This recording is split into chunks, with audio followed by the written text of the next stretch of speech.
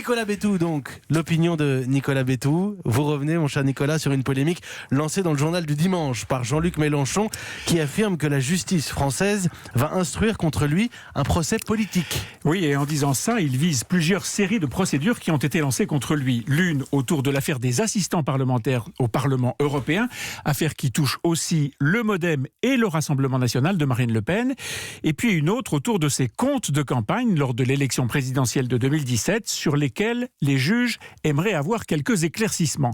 Mais c'est une troisième affaire qui va très vite venir en jugement dans moins de 10 jours. Celle de la perquisition qui a été menée au domicile du leader de la France Insoumise et au siège de son parti. Une procédure qui avait tourné au charivari avec bousculade, injures et intimidation de toutes sortes. Oui, cet épisode, il avait été filmé. Oui. On voyait en effet Jean-Luc Mélenchon se dresser contre un policier. Oui, en criant « Ma personne est sacrée, la République, c'est moi ». Bon, disons que Jean-Luc Mélenchon s'était un peu emporté. Petit peu. Le procureur de la République affirme d'ailleurs qu'il a lui-même été pris à partie et bousculé.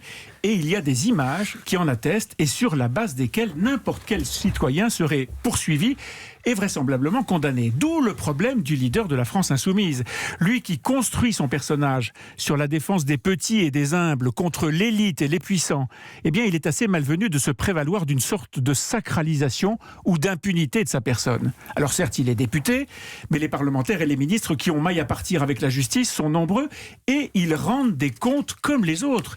Il lui faut donc démontrer que ce n'est pas la justice ordinaire qui le traque, mais une justice politique, aux ordres de Macron, comme il dit. Et il ajoute même que c'est, je cite, un procès politique comme il n'y en a jamais eu depuis la guerre d'Algérie. Et ce sont ces accusations qui ont fait réagir Nicole Belloubet, la ministre de la Justice. Qui, bien entendu, réfute tous ces arguments et conteste toutes ces attaques. Ce qui est sûr, c'est que, comparé comme il le fait, la justice française à ce qui se passe dans les tribunaux en Russie ou dans les prisons en Égypte ou au Cambodge, c'est quand même accuser la démocratie française d'être ravalée au niveau de dictature ou de pseudo-démocratie musclée, ce qui n'est pas banal. Mais on voit bien la stratégie que développe Jean-Luc Mélenchon. Il cogne sur certains piliers de la démocratie. La justice, en affirmant qu'elle est aux ordres du pouvoir. La presse aussi, qui est accusée d'être complice des élites. Il envoie cette petite musique complotiste à un public qui en est déjà persuadé, qui se nourrit en boucle sur les réseaux sociaux de ce genre d'accusations imaginaires ou de fake news. Il alimente une forme de détestation du pouvoir actuel en craquant des allumettes sur un corps social qui est encore inflammable. Il nourrit cette colère qu'il espère transformer un jour en capital électoral, une stratégie à l'évidence dangereuse.